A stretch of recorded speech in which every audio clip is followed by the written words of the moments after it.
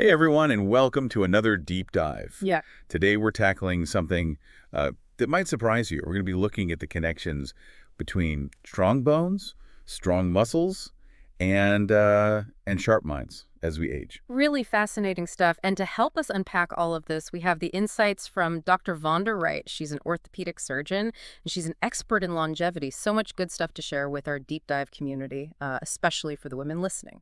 I have to admit, I'm intrigued already because, when I think of bones, I think of like scaffolding. Like they're just there holding us up. So what's the big deal other than avoiding broken bones? Well, yeah, that is a big deal, though, isn't it? I mean, get this. 1 in 2 women will experience an osteoporotic fracture Wow. in their lifetime. That's huge. Yeah. And here's where it gets really interesting. So we think of bones, like you said, as the scaffolding, as the static structure, but they're not. Yeah. They're these like little factories. They're constantly producing these vital proteins. One of those is called osteocalcin, and it has all these benefits for your brain, for your pancreas, and even Wait, hold on. My bones are impacting my hormones. I never made that connection. pretty amazing. Yeah. So tell me more about this osteocalcin. How does it actually benefit our brains and our bodies? Okay, so osteocalcin, it's like a multitasking superhero. Think about it this way. For your brains, studies have shown that it can actually improve memory and cognitive function. Oh, wow. So it's like a brain booster, but it's produced by your own skeleton. That is wild. And then if we look over at the pancreas, osteocalcin helps regulate insulin production. And that's key for maintaining healthy blood sugar levels. And then as a bonus for the guys out there, it also plays a role in testosterone production. See, this is why I love these deep dives. You learn something new every time. Yeah. So it sounds like keeping our bones healthy is a really big deal for both men and women. Is there a specific time in our lives when we should be extra focused on building those strong bones? Yeah, for sure. Dr. Wright talks about this critical decade between ages 35 and 45. Oh, okay. And it's all about the habits that you build during those years. Those habits have a massive impact on your long-term health, including bone strength. I am in that critical decade, so I am all ears. What should I be doing? All right. Well, first of all, baseline testing is key. Okay. And we're not just talking about your regular, cholesterol and blood pressure checks. Dr. Wright is a big advocate for knowing your testosterone levels. Okay.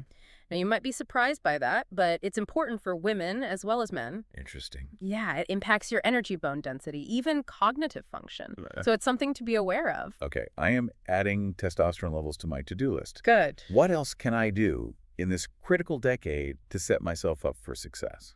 Strength training. Building muscle in these years, it's like investing in your future health. And this is where we see that amazing connection between strong muscles and a sharp mind. Okay. Dr. Wright's research shows that lower bone density is actually associated with a higher risk of cognitive decline. It's fascinating. They call it the bone-brain axis. So if I'm understanding you correctly, by building strong bones and muscles now, I can potentially protect my brain health later on. You got it. It's all about building a strong foundation now so you don't have problems down the road. And she shares a personal story in the book about her aunt who suffered from Alzheimer's. Oh, wow. Yeah, and it really brings home the importance of understanding these connections, not just intellectually, but emotionally. Absolutely. That's a good point. So if we want to protect our bones, Yeah. what are the steps that we can take? Now, I know osteoporosis is a big concern as we age. Do you mind just breaking down what exactly that is? Sure. So osteoporosis is basically when your bones become weak and brittle, and that makes them more susceptible to fractures. Right. And, how do you diagnose it? There's a special kind of X-ray called a DEXA scan. Okay. And here's the concerning part. Often, insurance doesn't cover those scans until age 65, Oh, wow. which Dr. Wright argues is way too late. So if we want to be proactive about our bone health, should we consider getting a DEXA scan sooner than 65? If you have any risk factors like a family history of osteoporosis, or if you've already experienced a fracture, definitely something to talk to your doctor about. Early detection is key, and it might be worth it to pay for a scan yourself if you're concerned. Okay, good to know. Yeah. So now here's some things that I'm a little confused about. Dr. Wright talks about impact sports being good for building strong bones. Yeah. But I always thought that impact sports were bad for your bones. It's a common misconception. Okay. Think about it this way. Your bones are living tissue, and they respond to stress by Yeah. getting stronger. Think about it. Research from the University of Wisconsin shows that sports like gymnastics, where you're literally impacting your bones, lead to the strongest skeletons. So you're saying I should take up gymnastics? I'm not sure I'm ready for that. Well, maybe not gymnastics, but her point is that we've become too afraid of impact, Okay. and that fear can actually be detrimental to our bone health. Okay. Incorporating some impact activities even later in life can be really beneficial for boosting your bone density. So what are some examples of impact activities that are more accessible for those of us who aren't exactly gymnasts? Think about things like jumping jacks, running, or even dancing. It doesn't have to be extreme. Even a little bit of impact can make a difference. All right. That makes sense. So let's shift gears a bit and talk about some of the factors that can impact our bone health in maybe a negative way. Pregnancy and breastfeeding Yeah. can lead to bone loss, right? Yeah, it's pretty significant, actually. Women can lose up to 20% of their bone density in the first 6 months of breastfeeding. 20%? It's a lot, Wow. which is why it's so important to make sure you're getting enough calcium. During that time. Exactly, during that critical time, yeah. So what's the best way to make sure we're getting enough calcium during pregnancy and breastfeeding? Dr. Wright emphasizes getting calcium through whole foods. Yeah. So, dairy, leafy greens, certain types of fish. Okay. If you're not getting enough from your diet alone, then supplementation is definitely something to discuss with your doctor. Got it. Calcium is key. Now, another major life transition that comes to mind is menopause. Yeah. How does that impact our musculoskeletal system? It's a time of major hormonal shifts, right? And those shifts definitely have an impact on your bones and your muscles. Dr. Wright and her team actually coined the term for this. It's called the musculoskeletal syndrome of menopause. Okay. The musculoskeletal syndrome of menopause. That sounds intense. What are some of the symptoms that women might experience during this time? You might experience things like widespread joint pain, stiffness, frozen shoulder muscle loss, and even an increased risk of tendon and ligament issues. Wow. It's a lot. Yeah. And these symptoms are all connected to that decline in estrogen that happens during menopause. So it sounds like a really challenging time for a lot of women. What can be done to manage these symptoms and make the transition maybe a little bit smoother? Well, the first step is recognizing that this is a real thing. It's scientifically validated. You don't have to suffer in silence. Dr. Wright encourages women to seek support from qualified healthcare professionals to manage these symptoms. That's such an important message. You don't have to just grin and bear it. You don't. There is help available. There is. Now, I know there's a lot of talk about HRT as a potential solution for managing menopause symptoms. What's Dr. Wright's take on that? It's a complex topic. Yeah. And there's a lot of conflicting information out there. Dr. Wright's advice is to educate yourself, consult with your doctor, and make informed decisions based on scientific evidence, not fear. Okay. It's a personal decision. You have to weigh the potential benefits and risks. Right, for your individual situation. Exactly. That's good advice. Now, I'm really intrigued by this idea of building an unbreakable lifestyle that Dr. Wright talks about. What does that actually look like? Well, it's a holistic approach. It goes beyond just physical health. It's about incorporating strength training, cardiovascular fitness, anti-inflammatory nutrition. And this is a big one, cultivating a positive mindset. That's great. I love that. It's about recognizing that our well-being is multifaceted. It's physical, it's mental, and it's emotional. Right. So it's not just about hitting the gym, it's about nourishing ourselves on all levels. Exactly. And both Dr. Wright and I can personally attest to the positive impact of this kind of lifestyle. Oh, yeah. Feeling energized, feeling resilient, and just overall better equipped to handle whatever life throws your way. Sounds amazing. Yeah. Now, I have to ask about back pain. It just seems like it's becoming so common. It can be so debilitating. It is. It's the leading cause of disability globally. Wow. And it's often linked to our increasingly sedentary lifestyles. We're literally sitting ourselves into a problem. Yeah, we are. So all those hours we spend hunched over our computers are catching up to us. Yeah. So what can we do to combat this back pain epidemic? Well, she contrasts our modern lifestyle with that of hunter-gatherer societies like the Hadza tribe. Okay. They don't use chairs and they don't experience back pain. That's interesting. It's a stark reminder that our bodies were designed to move. So it's not just about how much we exercise, it's about how much we move throughout the day. Okay, that makes sense. Yeah, she suggests practical solutions like using standing desks, Yeah. incorporating more movement into your daily routines, and of course, strengthening your core muscles plays a huge role. Absolutely. Now, I know a lot of people struggle with staying motivated to make these kinds of changes. For sure. It's so easy to get caught up in the busyness of life and let our health slide. What advice does Dr. Wright offer for those of us who struggle with motivation? Motivation is key, isn't it? She acknowledges that it's tough to stay motivated, but she stresses the importance of finding what works for you. Okay. She's a big fan of data tracking, using things like CGMs to see the impact of your choices in real time. Okay. But she reminds us that the best motivation comes from focusing on how good it feels to take care of ourselves today. That's such a good point. It is. It's so easy to get caught up in the shoulds and you forget to actually enjoy the process. Yep. Speaking of feeling good, Yeah. we talked a lot about bone health and strength training, but I'm curious about muscle and longevity. Yeah. Is it about more than just looking good and being physically strong? Absolutely. She goes way beyond just the obvious benefits of muscle, like you said, strength and mobility. Muscle is a longevity protein factory. A longevity protein factory. I love that. What does that mean? So when our muscles contract, Boy. they release a protein called klutho, and klutho promotes organ repair and overall health span. Hold on. You're saying our muscles are producing anti-aging proteins. Pretty much. That's incredible. She even did research comparing klutho levels in young athletes, older athletes, and young sedentary people. Okay. And guess what? I have a feeling you're going to tell me that the older athletes, even though they were older, had higher klutho levels than the younger sedentary people. Exactly. Wow. It just goes to show, it's never too late to reap those benefits of building muscle. That is so inspiring. It is. So let's talk about the specifics of training. Mm. What's the optimal way to go about building muscle for longevity? Well, she recommends strength training at least twice a week, lifting heavy enough to challenge yourself. Okay. And the number of repetitions and sets will vary depending on whether your goal is hypertrophy, which is building bigger muscles, or power. Okay. If your goal is overall strength and longevity, should you be focusing on building power? Yeah, you're on the right track. Building power involves lifting heavier weights for fewer repetitions and focusing on those explosive movements. Got it. This type of training helps improve your strength, your speed, your overall functional fitness, which is essential for maintaining your independence and vitality as you age. Okay, I'm definitely going to be incorporating more power moves into my workouts. Now let's talk about nutrition. What's the best fuel for building muscle and keeping those bones strong? Well, protein is your best friend when it comes to building and maintaining muscle mass. Aim for 1 gram of protein per ideal pound of body weight. So if my ideal weight is 150 pounds, I should be aiming for 150 grams of protein a day. Yeah, that's a good guideline. Wow, that's a lot of protein. What are some good sources? She loves Greek yogurt. Pure beef sticks if you need something quick. Okay, And of course, plenty of vegetables. of course. And here's one that might surprise you.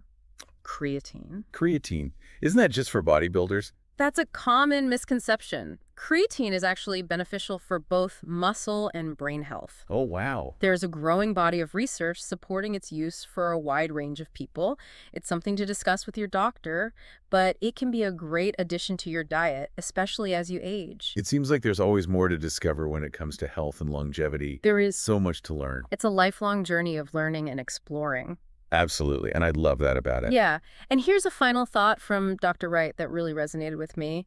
She says that at the end of the day, we have to love ourselves enough to make these changes.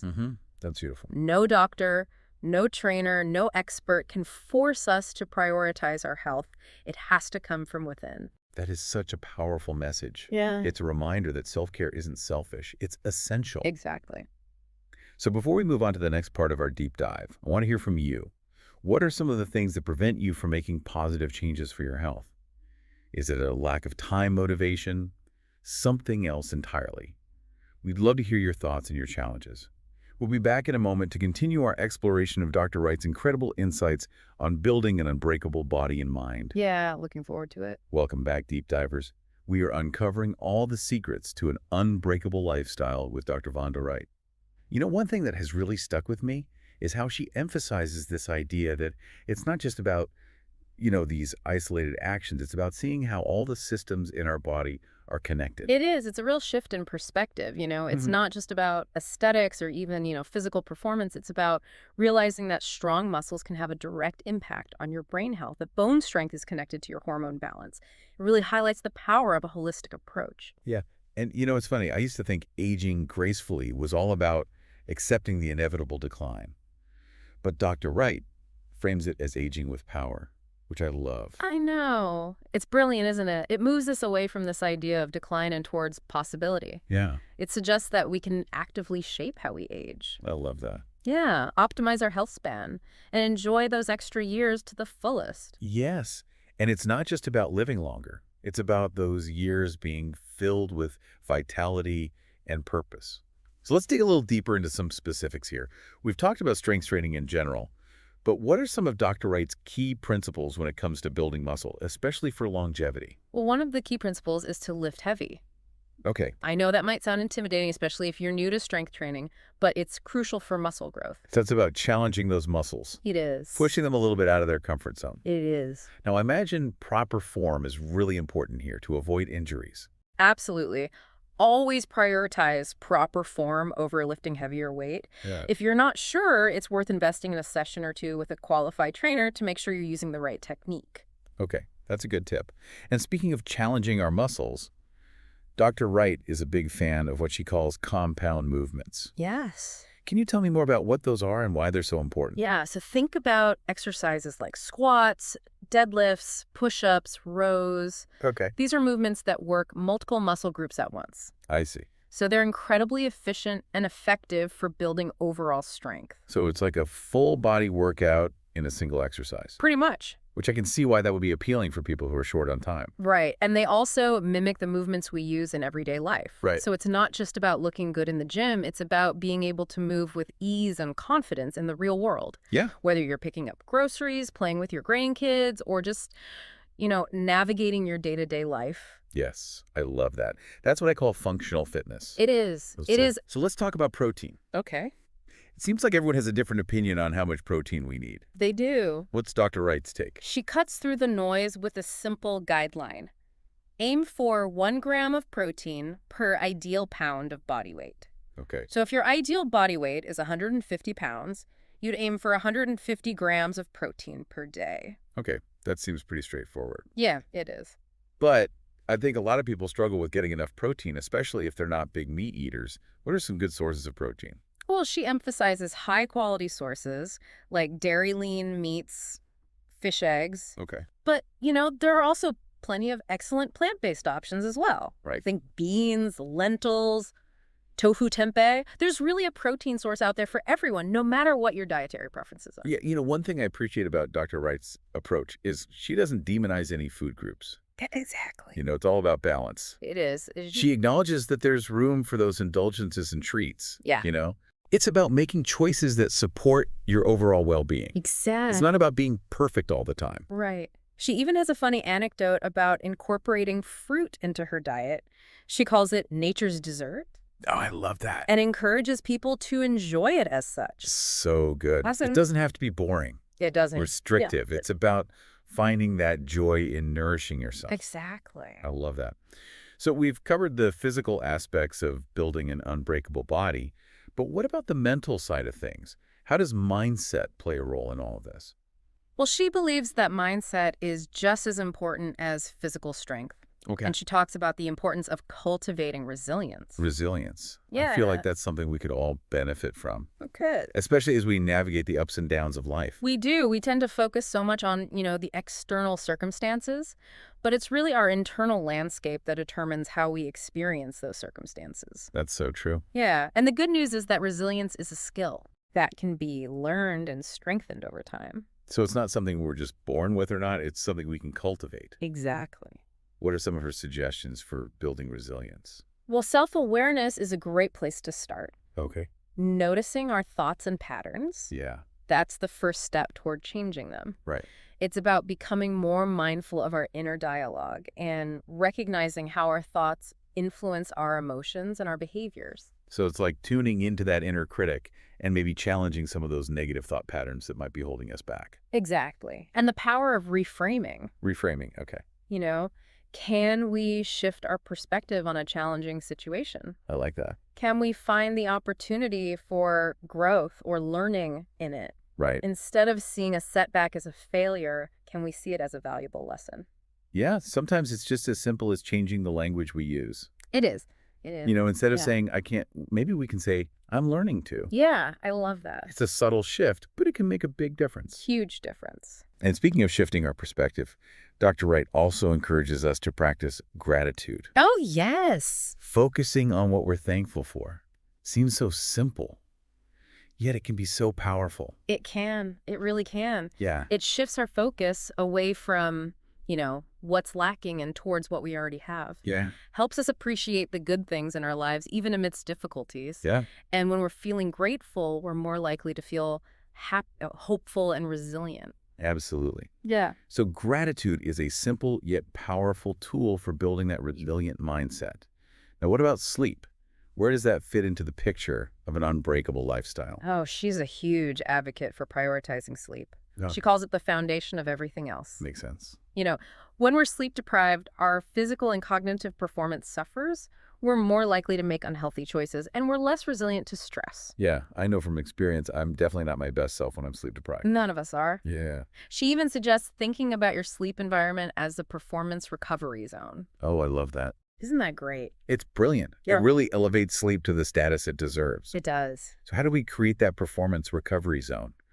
What are some practical tips for improving our sleep quality? Well, creating a sleep sanctuary can be as simple as making sure your bedroom is dark, quiet, and cool. Okay.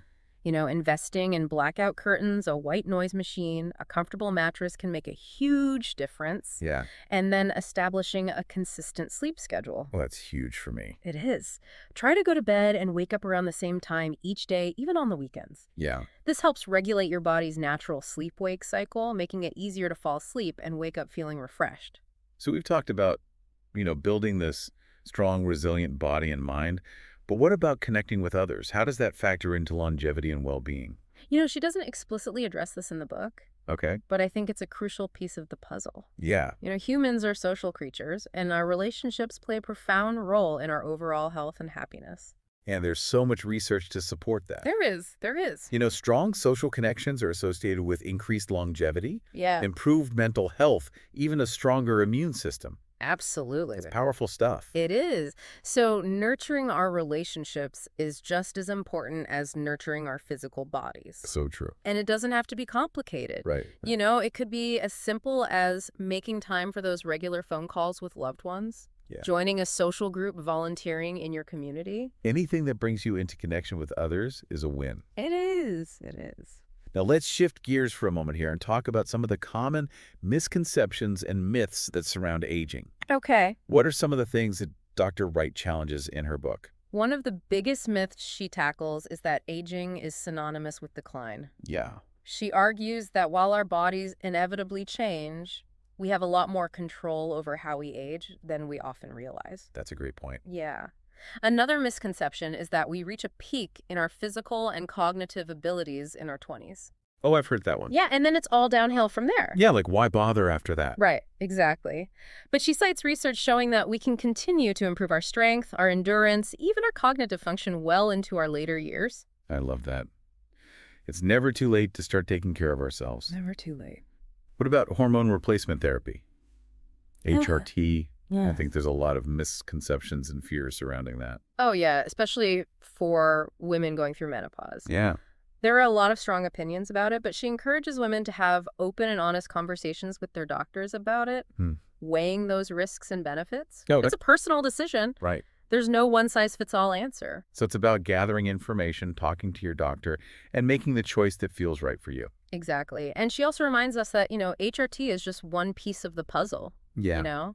Lifestyle factors like diet, exercise, sleep, stress management play an equally important role in managing the symptoms of menopause and optimizing your overall health. It's that holistic approach again. It is. It's not about relying on one magic bullet. No, It's about creating a lifestyle that supports your well-being on all levels. absolutely. So as we wrap up this part of our conversation, I want to bring it back to you, our deep divers. Yes. What does building an unbreakable lifestyle look like for you? That's a good question. Yeah, it's a question worth pondering. It is. What are your values? What are your goals? What brings you joy? It's about creating a vision for how you want to experience aging, a vision that feels authentic and inspiring to you. And finding ways to incorporate those things into your daily routine Yes. that nourish your body, your mind, and your spirit.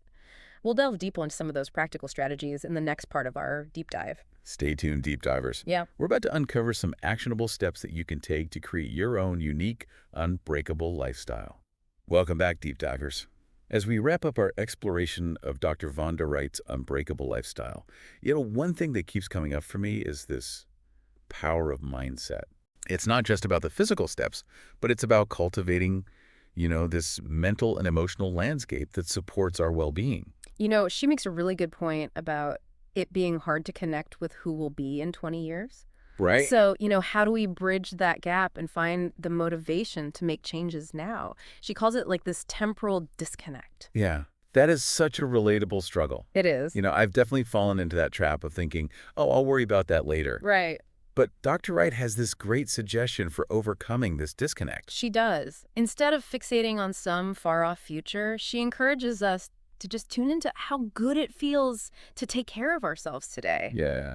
Notice those immediate benefits, that boost in energy, the increased resilience, that sense of empowerment from making choices that align with your values. I love that. It's not about deprivation or sacrifice for some abstract future self. Exactly. It's about investing in the person we are right now. Yeah. But, motivation can be a fickle friend. Oh. We know what we should do, but actually doing it consistently, that's a whole other ballgame. We've all been there. We have. She acknowledges that consistency is often the biggest hurdle. Yeah. And this is where she challenges that all or nothing thinking. Oh, yeah. If we can't do it perfectly, we might as well not do it at all, right? I am so guilty of that. I think we all are. So how do we move away from that perfectionism and embrace a more sustainable approach? She's all about progress, not perfection. Okay. Small, consistent steps add up to big results over time. She even uses things like data tracking to stay motivated. Oh, interesting. Continuous glucose monitors, or even just keeping a food journal or tracking your workouts. So it's about bringing that awareness to the choices that we're making. It is. And seeing the tangible impact that they have. It is. I can see how that would be motivating. But what about those of us who aren't, data geeks? Yeah. How do we tap into that deeper sense of motivation? Something that goes beyond, just the numbers on a screen. That's where intrinsic motivation comes in. Okay. It's about finding things that, make you feel genuinely good, that light you up, and weaving those into your life. Maybe it's dancing, hiking in nature, trying a new recipe, spending time with loved ones. It's about connecting with the activities that nourish your soul. Yeah. And making healthy choices feel like a celebration, not a chore. That reminds me of Dr. Wright's personal story that she shares about going through menopause. Yeah. I was so moved by her honesty and her vulnerability. Her willingness to be so open is really what makes her message so powerful. Yeah.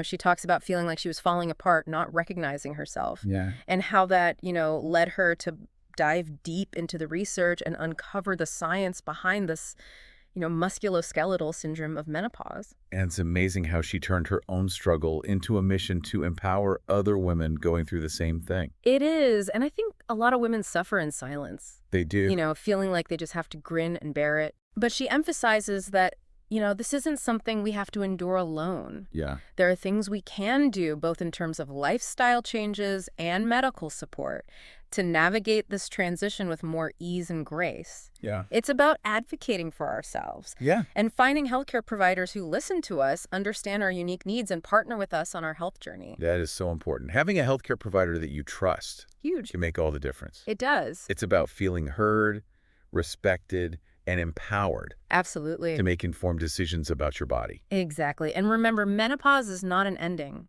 It's a new beginning. Oh, I love that. A time of transformation and reinvention. Yeah. A time to embrace the wisdom and power that comes with age.